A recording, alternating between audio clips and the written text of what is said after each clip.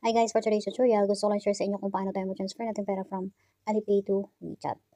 Let's get started. Punta lang tayo sa transfer button. Pagkatapos, puntahan natin ang FPS kung wala ka pang mga recent transfer. So, punta na tayo sa FPS and then mobile number. Kasi every time na nag-register tayo sa WeChat, input natin ang mobile number.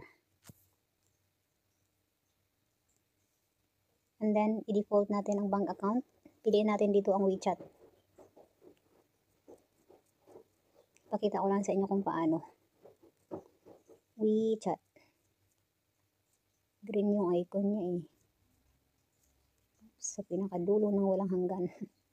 Ito. Tap natin yan.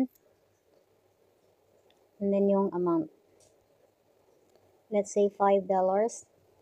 And then lagyan natin ng remarks. Pagkatapos, i-confirm na lang natin. So let's say thank you.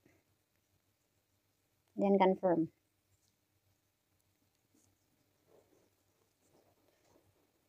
Confirm transfer. Tap mo lang yan.